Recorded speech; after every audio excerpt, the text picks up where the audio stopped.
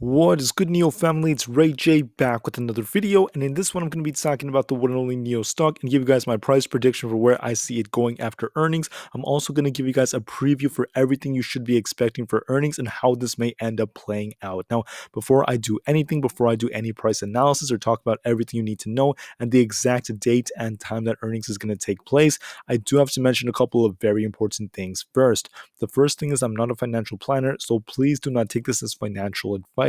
And also, if you guys can, please smash the like button if you want to see more videos like this. It not only benefits me, but benefits the entire NIO community as a whole. And the last things, if you guys can, please check out the Moomoo link down below and in the description. If you do sign up for Moomoo and deposit $100, you're not only going to qualify for up to 5 free stocks, each worth up to $3,500, but you're also going to get a free NIO Share. So this is a limited time offer that ends in about a week from now. So if you want that free NIO Share and access to the Hong Kong exchange to trade NIO on there, check out the offer down below. With that out of the way, let's get on with the video. So looking at NIO, it was up 0.5% for the day. I did anticipate that we're going to close around 22 bucks. We ended up closing at 21.98, just as we had predicted. But we have earnings coming out, right? Earnings is like here, it's going to happen in a few hours, and I'm going to show you the exact date and time. So this is on NIO's official website, right? They have their fourth quarter earnings report. It's going to be on Thursday, March 24th. Actually, it's March 25th, I think, in like Beijing and Hong Kong time. It's going to be at 9 p.m. Be on the lookout. Eastern time in the USA for March 24th, 2022. 9 p.m. is when the call is taking place. That's when they're going to announce their earnings. Now, sometimes earnings get leaked before this happens, so we could get a reaction based off that. But as of right now, they have not been leaked yet. And if you are in the Eastern time in the USA, remember it's going to be at 9 o'clock p.m. and you would know whatever the time is going to be depending on where you are. So if you're in the Pacific time, that's going to be 3 hours behind, or at 6 p.m. So just be prepared based off this. It's going to really help you. But anyways, I do want to talk about what's actually going on now. And also, the last thing I want to show you is this. We have some phone numbers that you could actually look at until April 1st, and you could call these numbers and actually hear a replay, right? So you have all the data you need to know. So what on earth are we looking at? What on earth is going on? So here's the big thing. We have the date set for March 24th. We're going to have a lot of information about the earnings per share, how this plays out. We actually have some estimates right over here. So according to pranks.com, and actually many other websites confirm this, the forecast is a negative $0.14 per share.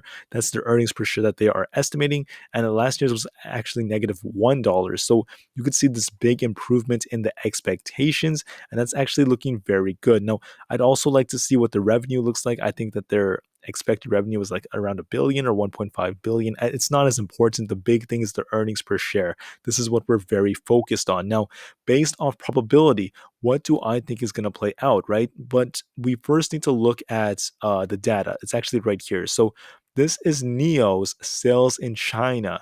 You guys can see all the numbers right over here. The dark blue lines is the 2021. This is what they did in 2021. You can see this amazing improvement. But here's the thing. For the Q4 earnings report, Q4 includes October through December, right? So for September was really good, but then we had that big drop in October due to supply constraints and other factors. We actually did worse in 2021 than 2022 in October, but then in November, we absolutely crushed it. In December, we killed it once again. I mean, we had a very, very good ending to the year, so maybe it'll make up for October. I think the estimates and the expectations were a little bit lower than before, but the real question is, okay, they lowered the forecast. Are we going to beat this? Can we actually beat this?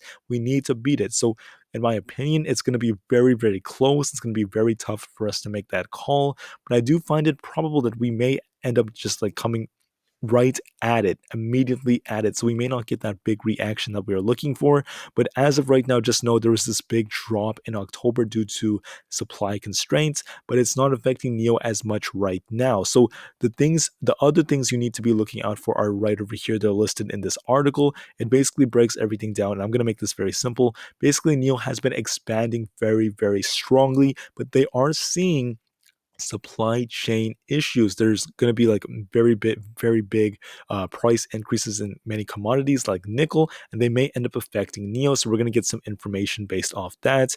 And also, like it says right over here, 9 p.m. Eastern time is when the webcast is going to take place. And we also see that NIO has been doing pretty darn well. We've seen that their earnings per share has been dropping. I'm sorry, going. It's been going up, except it's dropping on the negative side. So it's getting better and better and better every single couple of months, which I think is very awesome. But then the good thing is we're just getting more data on top of that on where they're expanding. How are they going to expand the network of their battery swap stations? So be on the lookout for that as well. And we are seeing that there are estimated adjustments because of what happened in October. So to me, it's not necessarily a big deal. Some people are saying revenue should be 1.36 billion. That's what most analysts are saying. I expect it to be very close to that, so it's doing pretty well. So the big thing, like I said, supply chains and the outlook, we really want to see how that plays out. And that's essentially it. We may get some more data on the ET7, maybe other things like that, but the biggest thing is how on earth are they going to be financing during this time? How are they going to survive with the new supply chain constraints? How are they going to survive with all the things that are going on in the economy? What is their plan? We need to learn about that. We also need to see how they're doing in terms of revenue and the earnings per share. So we're just going to have to wait and see. So what do I think is going to happen? Now, that's just my guess.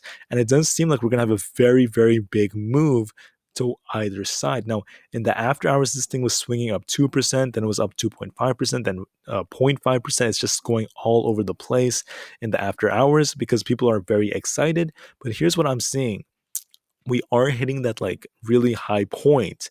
We are kind of treating the 10 EMA as support on the 2 hour. So things are looking pretty good right now. We're in the dead center of these two gaps. There's a gap that could bring us all the way down to 15.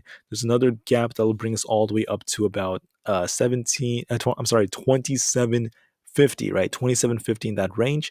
So the question is, where are we going? And that's really tough to tell. It really depends on the earnings. I mean, I'm not Nostradamus. I can't predict it perfectly, but I do believe, based off the data, it might be a bit of a loss because of what happened in October. I think that might bring us down a little bit. I mean, we did see this big drop right here, and it's just one, quarterly earnings report. It's just one report, guys. Don't be too worried about that. By the time we get to the Q1 report in the next upcoming months, Q2, Q3, they're going to be way better. This company's going to crush it. It's going to get way better. So I do expect, and I do think it's more probable we're going to drop a little bit more. We may not drop that hard. We could drop maybe to the $18 range, maybe a little bit lower. And if we do go to the 17s, I wouldn't be too surprised. We do have a gap here, so it is possible for us to go as low as like $15. Even if that happens, I'm not scared whatsoever. I'm not worried. It's going to be a temporary drop, and we are going to bounce back very fast after that because we are looking way better. Shorts are on the verge of starting to cover as the stock is very manipulated, and nothing has changed in terms of fundamentals. So the company's improving. Everything is getting better. I've not lost any faith whatsoever. In fact, I'm very excited for what they end up announcing. So I really hope that they beat everything. It is still very possible for them to beat everything. We'd have to wait and see because I don't truly know, guys. I just said what I think is the more probable outcome. But like I said, don't be worried. Let's just wait on the data. Let's let the charts tell us what's going to happen, and we'll see how it goes. So, wishing the best of luck for NIO. They don't need luck though, because they're an amazing company, and the future is still very bright, regardless of what happens. They are going to bounce back. They're going to kill it, and I do see some very good bullish price action for the future.